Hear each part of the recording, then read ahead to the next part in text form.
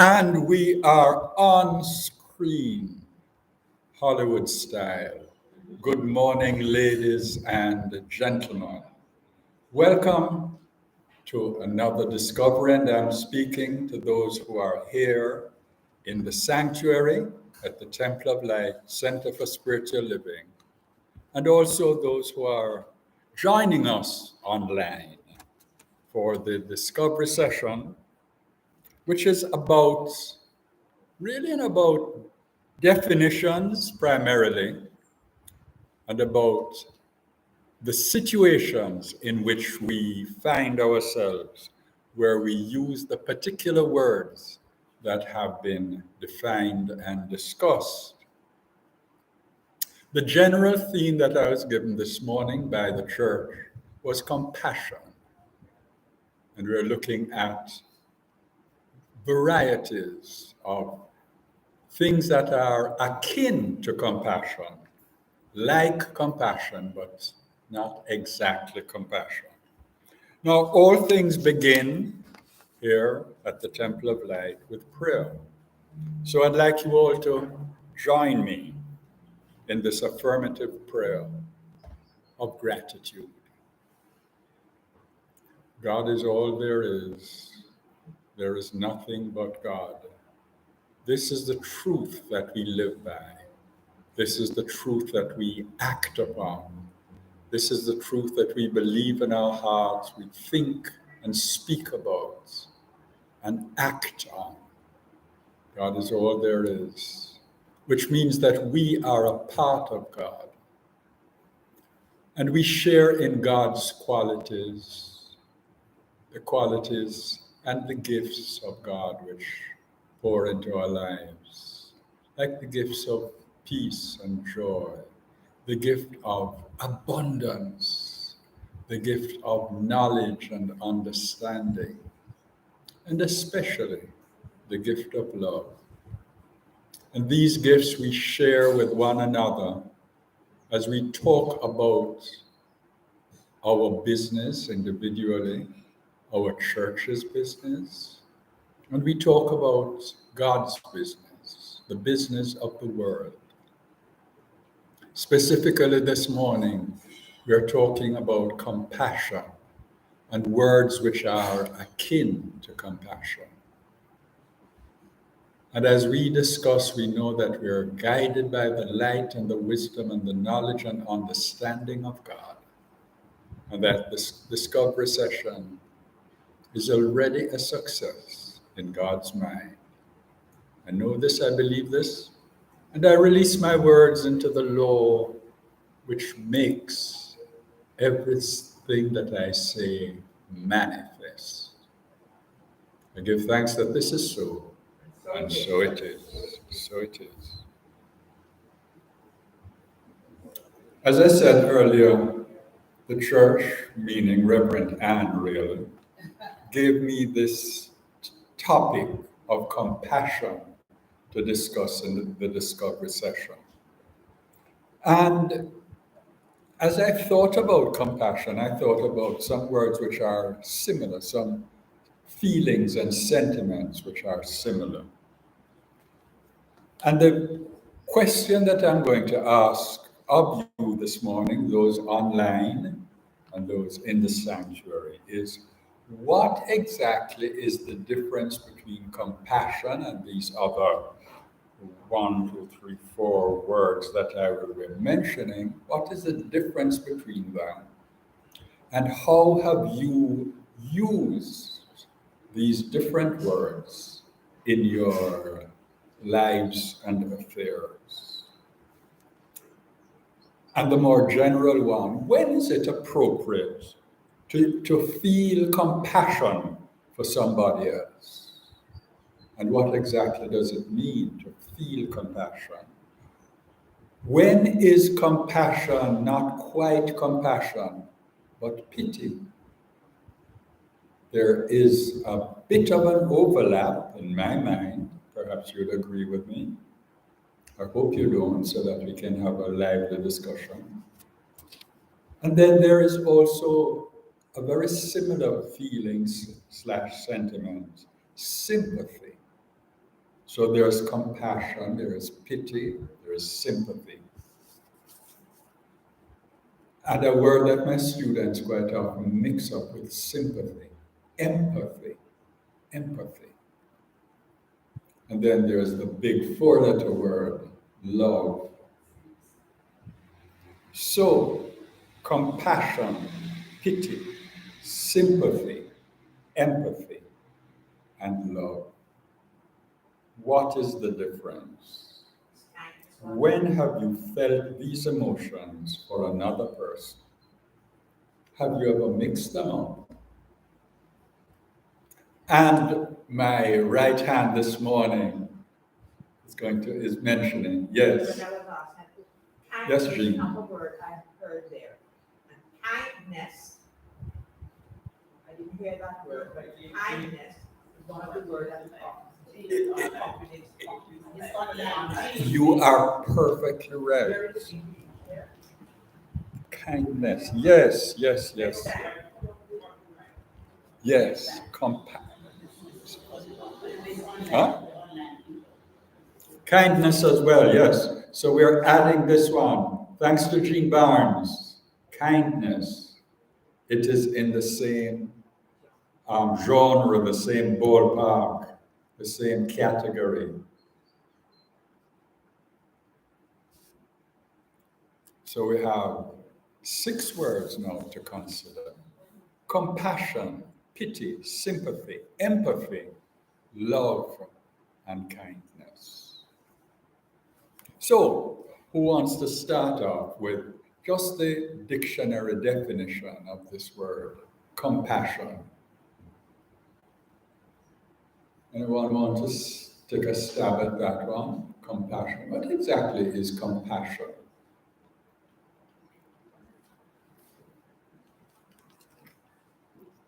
Carol, who's a bit of a word merchant, I keep on telling her to write her autobiography. One day. One day. I see compassion and love as interchangeable. Not too hard. That's just right. That's just right. Yeah. Compassion and love interchangeable. Yeah, or inseparable. Okay. Oh. Whereas I see pity and sympathy as being external to compassion and love. Feeling sorry for somebody, which is where pity and sympathy will come in. Yes. Are not compatible with compassion and love. Because compassion and love is seeing the best in the person, seeing them in the best light, in spite of circumstances. So they're not buying into the idea of whatever it is that is wrong. You are seeing beyond that to uplifting of your friend. Yes. It's a feeling thing, the compassion and the love. It's a feeling. Yes. It's a feeling that is supportive rather than what is the opposite? Yeah, looking at the person in some negative, yes. Yeah, deprecating them in some way, yes. Not necessarily, yes. Compassion and love, Carol sees as supporting each other. The image of Siamese twins came to mind as she spoke. So compassion and love, not identical, but they support each other.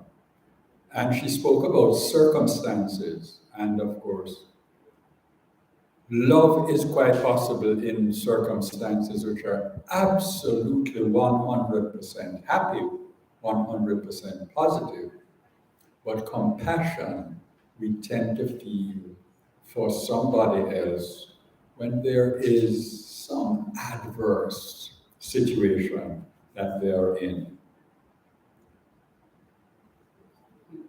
And she went on to say that pity and sympathy are not compatible with compassion and love, indicating that pity and sympathy, those two words,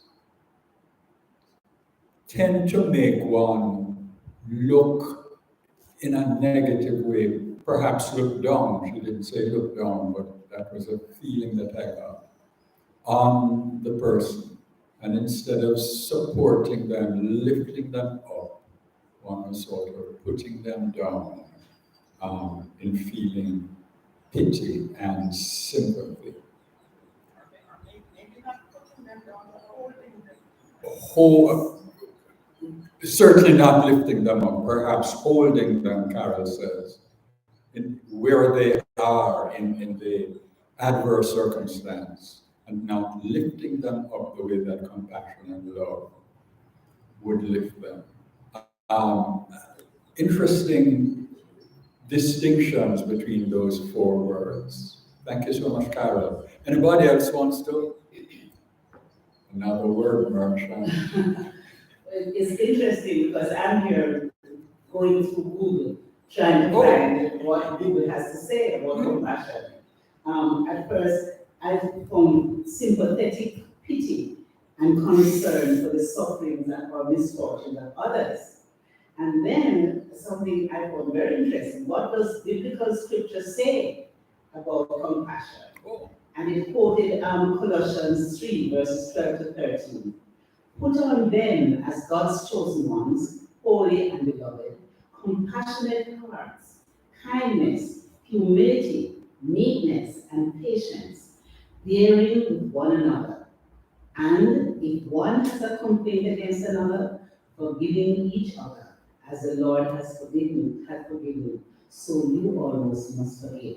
So compassion leads, not only has to do with feeling with someone and wanting to help, but going even beyond that to forgiveness. Isn't that interesting? Yeah, I find that fascinating.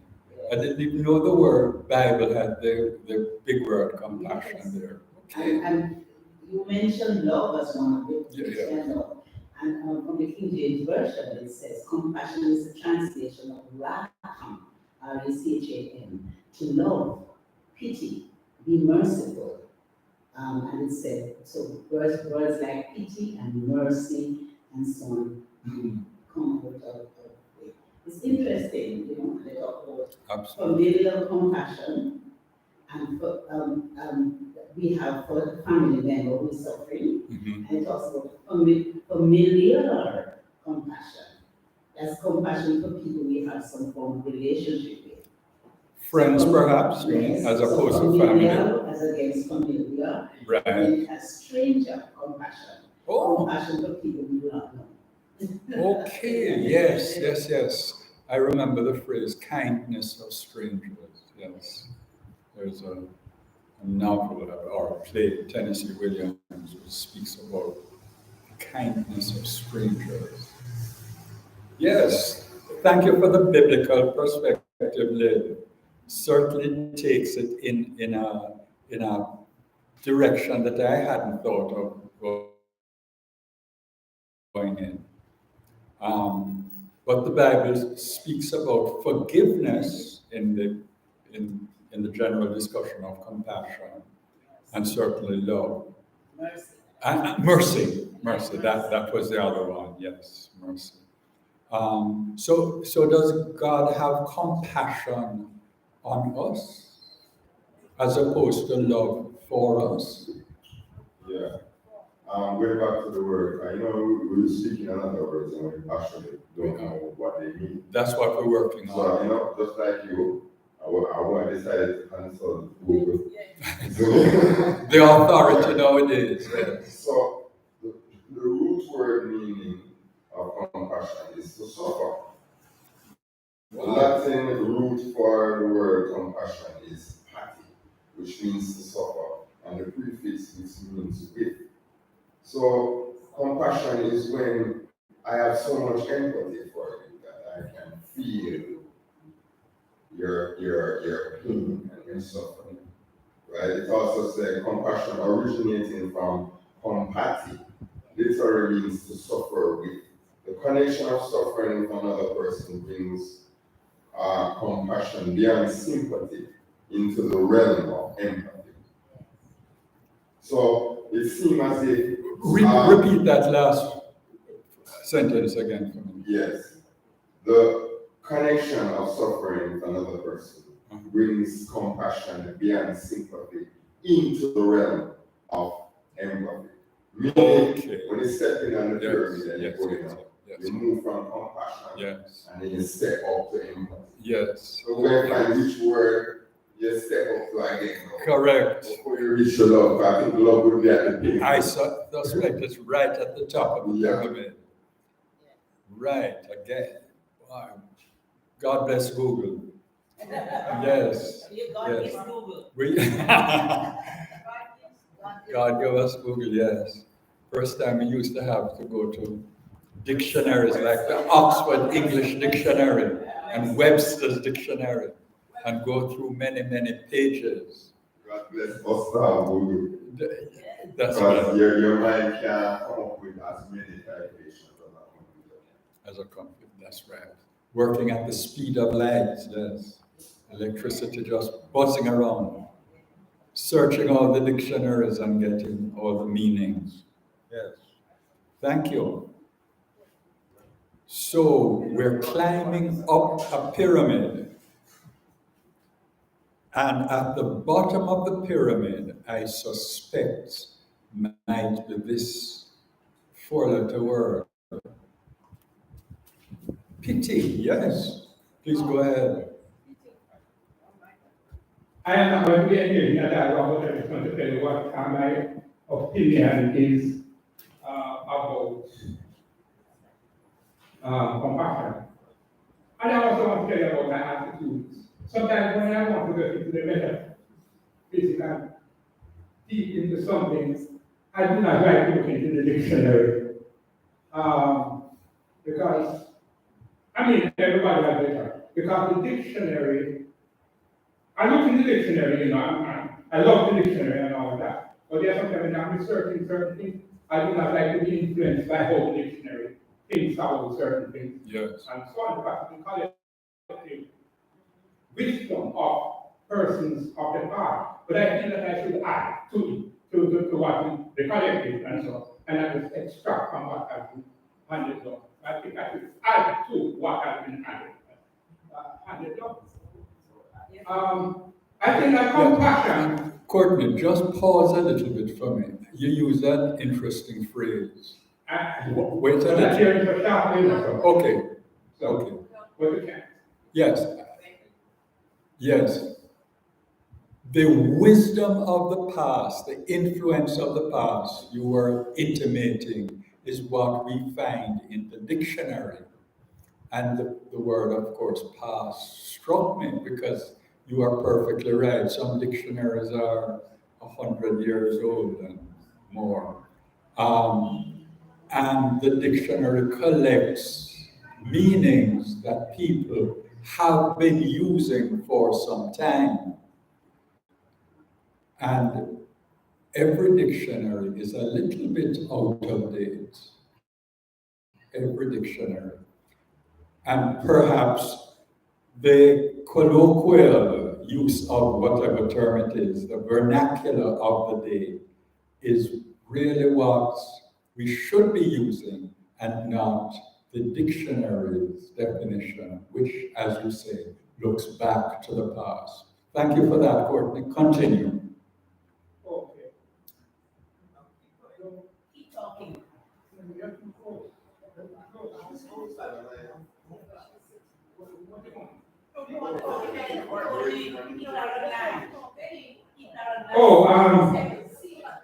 I did not hear all of the words, but the experiential part, but I think that every person is a reservoir or custodian of wisdom. And you can look into yourself and see, because we share the same person who write these things, we also have those attributes to write also. And when we are speaking, you can call it writing. But I think that compassion, they are things of feelings. Words and feeling go together. But if you take a child and so on, and you will realize that the child understands the world mostly through feeling, even more than words, and so on. And the words that we speak is a small fraction of the totality of our awareness. And most of it reside in feeling, although we do not necessarily have words for them, for understanding. But I think that compassion is a passion is part of it, is a fundamental state of feeling. Okay. Recognizing like you are a spiritual being. Not necessarily in words, but like in Ubuntu, oh, like you said, good morning, oh, you exist, and you have a right to exist, and you have a right to be healthy, and all of that, and a gift of God. Not in a conscious way, but you know that. And then, so we are carrying out compassion in the sense that we are maintaining that state of being, like say good morning and all of that, and we are maintaining and so on. And if a person deviates or falls from that, you wonder what happened and you try to support the person to be back in alignment with the humanity or the spirituality and so on. So I think that's what is compassion.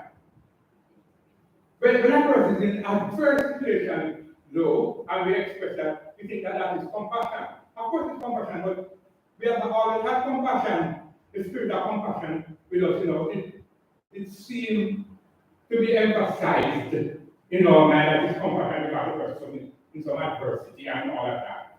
So that is the point I want to make, that we are carriers of the feeling of compassion, just like in Ubuntu that you exist, you have a right to exist and all of that, and progress and I have a right to be and to be healthy and happy and hope and so on. And you have that feeling, one with another supporting that. To me, that is a fundamental feeling of compassion. But when you deviate from that, what's wrong and all that, and you support the person. It's not hard to explain because, as I said before, Amen. they are fundamentally, much of us, who we are cannot be explained in words. But we are insightful of it. Thanks. Thank you, Courtney. Thank you. Thank Thank you. you so much, Kurt. However, compassion is more than empathy. Empathy is the ability to relate to another person's pain as if it is your own. Empathy, like sympathy, is grounded in emotion and feeling. But empathy does not have an active component to it. The component of action is what separates compassion from empathy. Sympathy, pity, concern, condolence, sensitivity, tenderness, commiseration, and any other compassion synonym. Compassion gets involved when others keep their distance from those who are suffering. Gets involved, Yeah, compassion gets involved. then others. No, full stop. Compassion gets involved. Yeah. Oh, it's the end of the So sentence. once you're compassionate, you will become involved, right? When others keep their distance from those who are suffering, compassion prompts us to act on their behalf. Yeah. Right? So when everyone will ignore your suffering, if you truly have compassion, you will help that person who everyone is ignoring. Yes. Compassion entails action. When you have compassion. Thank you, sir. I just well, I can't wait. I don't want it to sound like it's me alone talking. At the moment, that might be how it sounds. There's another thing I found which I think is so potent. The qualities of compassion. And it gives 4 qualities: patience and wisdom, Wow. kindness and perseverance, Oops, I lost it. Warmth warmth and resolve. Isn't that nice? Yes. Patience and wisdom, Mhm. kindness and perseverance, warmth and wisdom. Those are the qualities. Oh, compassion. Lovely. That's a lovely breakdown, a lovely unpacking of that word. I was hoping that we could hear from somebody else before. Sure. Yes, good. All right. Yes. That's and Jean Barnes is a lawyer, you know. I have been thinking a lot about the word compassion Yes. because up until this point, kindness seems to be the Uh, overriding relationship between yourself and other people. And so kindness, this person is kind, but I am kind, but you do this, you be kind, but they do this. But kindness, it seems that kindness is demonstrated in doing something. You do something out of kindness. It might not necessarily be out of compassion or love, but you're kind to them and you also very kind. Compassion seems to be the ultimate identification with the suffering of another person. And you're actually doing something about it. That compassion. Yes. And so I don't think that in my own mind, there is not another word to go with compassion. It means doing something to relieve out of a feeling of identification with the other person. That's what we mean by empathy. Well, I wanted that person, therefore, it is more than that when it leads to an action, but it begins with this empathy, this identification. Gotcha. And it goes to Yes. that. I think it was Courtney who said that compassion is a carrier of action. Yes. Yes. So compassion leads to action. I never forgot once when you were talking about the OED, the Oxford Dictionary, and they get a definition in one of the early editions of the Oxford Dictionary, which says the meaning of the word democracy, a political system that does not suit Negroes. Oh. I didn't believe it, and I looked it up. It was in the dictionary. Yeah. Yes. In the early edition of the Oxford Dictionary. Yes. Not suitable for Negroes. Yes. NEGROES. That's the Yes. dictionary. Yes. Was that before the 21st century? Or before? No, not the 21st. Before the 20th. It's one of the early Yes. editions Of the OED. Yes. So to come back to the word compassion, I think that this is perhaps, if the story of Jesus' crucifixion is to be believed, it leads to some action. And that perhaps might be to the disadvantage of the person who is showing you compassion. In other words, it is more than you. It's giving out more than yourself, more than you have. So I'm just working through. Yes, of course. Unless, you see, we are very kind. But unless you can get the feeling of identification and oneness with the object of the compassion, that lacking of that the oneness, that is what makes us one in this type of God. That we are one with that person. We're not just handing out something. We are absolutely identified with that person. And therefore, we have the supreme word, compassion. Yes. A good point on which you ended. The first part was also interesting, but that last point of yours. Actions alone don't impress, quotes unquote, impress God. And I'm thinking about the Pharisee who prays in public, and God does not regard his prayer as sincere as the person who goes into his closet, closes his door, and talks on a one-to-one basis with God. Jesus, I was reading just yesterday, Jesus says the person who prays in public gets his reward from the public acclaim. Oh my goodness, isn't that person so religious, so wonderful, so godlike? Look at him praying. But God doesn't really regard him in the same light as the one who does it in secret. Lord, be merciful unto me, a sinner, to quote the Bible. Right. Oh,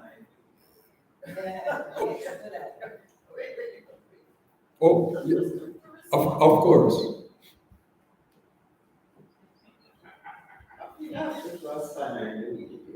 Please, makes the engine sound away, yes. Are we moving away from this idea that God is not a he out there somewhere who is doing something to us? God is neither he, she, nor whatever. God is pure intelligence that exists already within us. Correct. So it is not, God does not have the capacity to judge whether this is good or bad or whatever. It is intelligence within us that we are responding to. Yeah. I was, of course, talking about the story that Jesus told about the Pharisee and the person who went inside the closet. Yes, and I Yes. Yeah. However, if you simply leave the Right. Yes. then you're not looking at the fullness. fullness Yes. of the meaning of Take your point. Absolutely. Yes. God is intelligence. Yes. Not emotion. Yeah, scientists claim that they don't believe in God. But they still say energy. So a scientist behind you. Energy, energy was not created. It cannot be destroyed. It moves to and fro from one form to the next. Now, all of these definitions sound like God to me. Right? Energy exists everywhere with 6 protons, 6 neutrons, and 6 electrons. Create liquid, solid, matter, and gas. So from basic school, or primary school, or prep school, depending on which school. I learned that one in university. Right? We've been taught about the basics. And this is back to the basic fundamental principles. Energy is everywhere. Energy must manifest itself, and it cannot die because it was not born. Just changes form. Energy is not subject to duality as our mind try to conceive reality, because energy is ineffable. People cannot define what the Most High is. See, they use words like ineffable to describe the Most High.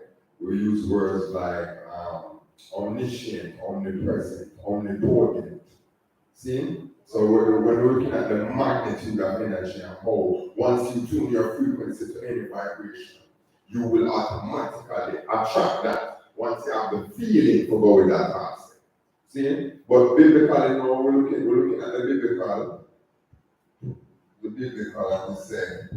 Proverbs 31, verse 8 to 9. Speak up for those who cannot speak for themselves, for the rights of those who are destitute. Speak up and judge fairly. Defend the rights of the poor and the needy. So we have the Universal Declaration of Human Rights, Article 1 to 30. I myself is a human rights activist or defender. See? So when we look at it. And advocate. And advocate. Precisely. So, just another scripture. Zechariah 7, 9 to 10. This is what the Lord Almighty said. Administer true justice, show mercy and compassion to one another. Do not oppress the widow or the fatherless, the foreigner or the poor. Do not plot evil against each other. See, so when we're showing compassion and empathy and love, how you know God is love? And if you don't know love, you don't know the Most High. And you see, love is something that is unconditional. People confuse infatuation with love, and they try to say that, okay, they do things and do things for each other, but there's no real empathy, there's no real feeling of, I'm in your shoes, or I really experience, I know how it feels to experience what you have experienced, because you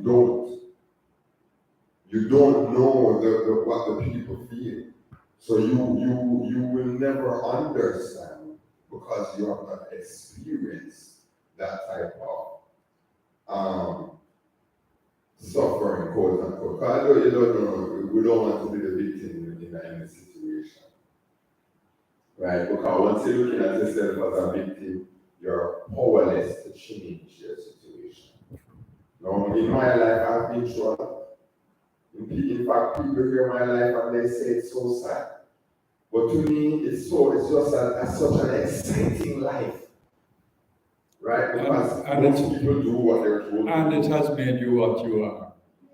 I thank you. I just do what I want to do. I thank you. I thank you, yes. Wow! Hadn't heard that one before. You know, sometimes kindness is automatic. In other words, we're kind to animals, and we don't even think about dropping somebody from the car and how they become across. So kindness to me, you can be kind without even thinking. Without even, yeah. And pity is a thought of thinking. What is so that's so sad. And always compassion really involves identification and with the person that is suffering. And it is the highest. I've been kind to somebody and I said, well, I keep on their benefits here at 1 year. So you can be kind and you do acts of kindness, but to be the superior one of all of them is that. Identifying, yes, of course. Involves the heart. Kindness you can use your head. You got you, yes. Identifying with the other person. That's the key. The empathy. Heart, not just Yes, head. yes. I also wanted this question actually answered. Have you ever mixed up these words, the compassion, pity, sympathy, empathy, love, kindness, and the other words that came up in the discussion? Have you mixed them up inappropriately and regretted it afterwards? Actual life experiences now. Anybody? You mixed up compassion with pity, or kindness with sympathy, those sorts of. Have you manifested these words, actually felt these feelings in situations which you thought afterwards were not exactly the situations where you should have shown whatever you displayed, whatever it was that you did, yes. In other words, as I use the phrase, mix them up inappropriately. Actual experiences where, you showed pity rather than empathy or whatever. And regretted it? Yeah, yes, and actually thought better of it afterwards, put it that way. Regret is a strong word. Sorry. Yes. I asked partly because in one class, I remember it so well, Dr. Elmer was on the platform and we were down there. And I started feeling really sympathy. That's the strongest word here.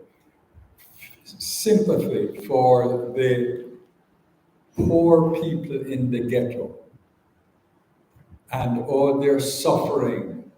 And I was trying to prove a point that all is not right with the world, because think about those poor suffering people down there in the ghetto. And Reverend Elmer said, Michael, you sure you know what you're talking about?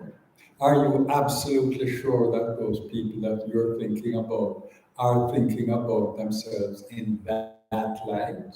Are you sure that they are suffering the way that you think they're suffering?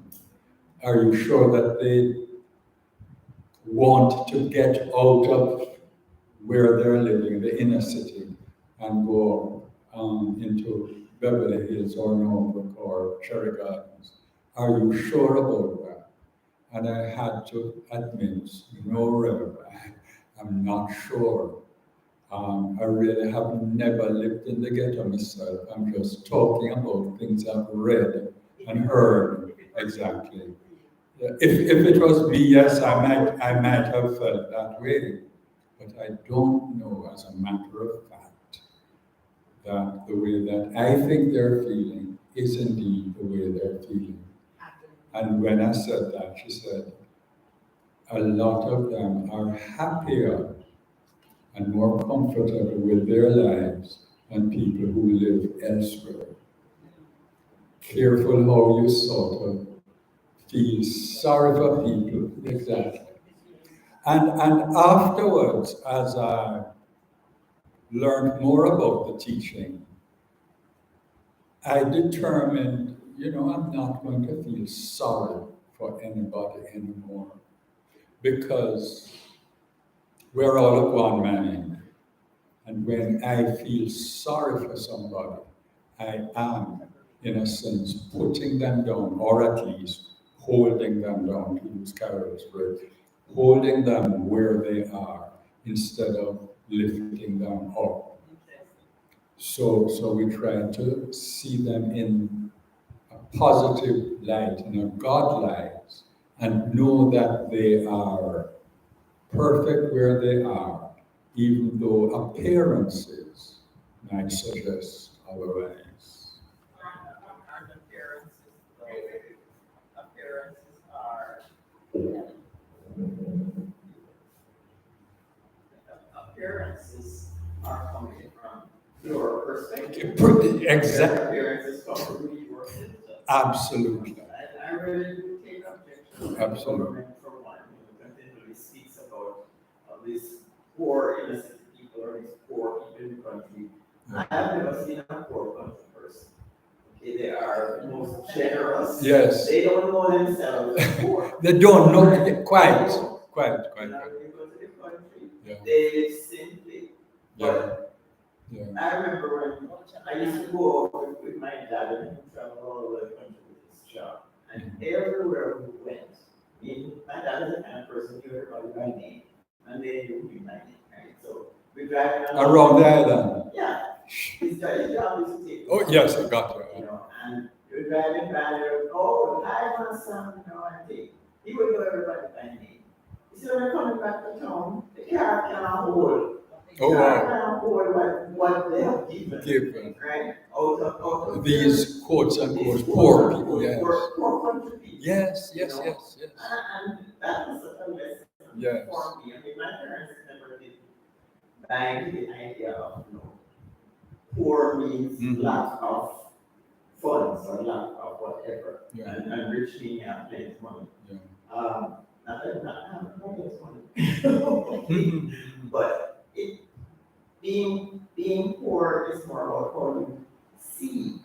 It's a perception. Yes. People never ever. They Yeah. didn't know they were poor. Yeah. It's like I didn't know that I was under than until I go to Canada. Yes, quite. I'm a different person. Yeah. Here, Yes, that's what I thought. What is that black person? I didn't know. I'm a Jamaican. Yes. Right? Yeah. I didn't know that I was black in Canada. But it wasn't important. It wasn't a concept. Yeah. Here, I was simply a person. Yes, quite. Yes. It's things like that I have learned here that make me say, no, I'm not going to feel sorry for anybody. And a lot of people will come and start telling me about their distress. And though I empathize and try to put myself in their shoes to try to feel how it is that they're feeling. I refuse to use the other word, which is close to empathize. Simple sad. I don't feel sorry for them. I don't feel sympathy for them. I try to feel empathy. And the other good words, kindness and compassion. Bob Marley said something one time. Bob Marley said, those people are so poor, all they have is money. And I'm like, what does this mean? I love Why that. would you say that? And I realized that the moral ethics and standard of people, some people who have wealth, not all, but some people who have wealth, is not up to scratch. And then you have other people who are living, and then you're not happy. You're not happy to the fullness of, you haven't went to the body of decision and decided to be happy regardless of external circumstances. Yeah. So you're still telling your mind that when I have my funds, I'm okay, and when I don't have my funds, whatsoever the case may be, whatever it is that you desire, you're trying to stick up the universe for it. Right? What you resist persists. So you have to let go and just release all of that negative energy, all of those things that don't serve you. So right here now, I'm looking at poor people who are so rich, all they have is moral standing and integrity and trueness to the word. So we realize that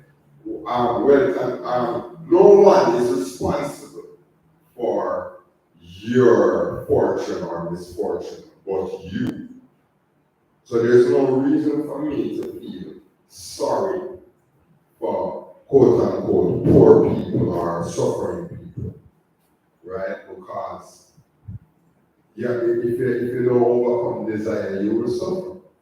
And when you're free from desire, you will see the mystery of life.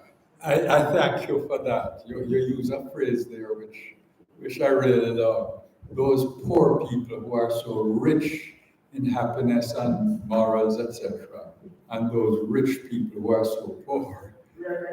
Yes. I know. There's a saying that I think would bear examination and we will come for another discovery. We are our brother's keeper. Will do. The meaning of that, we are our brother's keeper. Yeah. No, Gina, it's time to wrap up. And since you're at the mic, would you mind? Just wrapping, yes, saying the closing affirmative prayer. Thank you.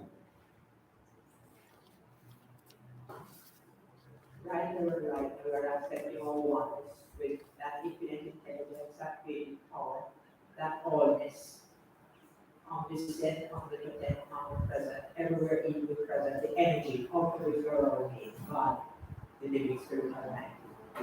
There is nothing to add to the gift that we're already made. But what we add right here now is thanksgiving and praise. We have been given all that we need. It exists in the mind of God, it exists in our mind, and it exists in our experience on time and in order. Thanksgiving and praise is what we express here this morning. Thanksgiving for the ability to be here, to contribute, to think, to be, to offer sympathy, empathy, compassion. Thanksgiving for those gifts. And praise for the everlasting name of His infinite intelligence that made us in His image and likeness, that gave us everything that our heart desires. Gave us the power to bring heaven on earth in that beautiful prayer. Thy kingdom come on earth as it is in heaven. We all have the responsibility to make that kingdom, our earth, be the heavenly kingdom for ourselves and for others. And for this, we are truly thankful for the opportunity and for the ability to make heaven come on earth, which is what we do, our divine message, our divine.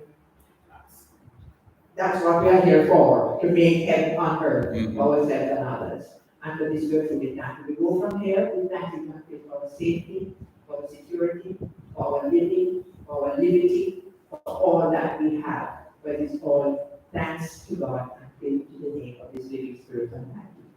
This is the truth, and I thank you, Father, that it is so now. And so it is. And so it is. Our divine intention intention, our divine purpose. That's the phrase you're looking for. Yes. Thank you so much, Sheena. Oh dear. Yes. Divine purpose. That's it. Thank you.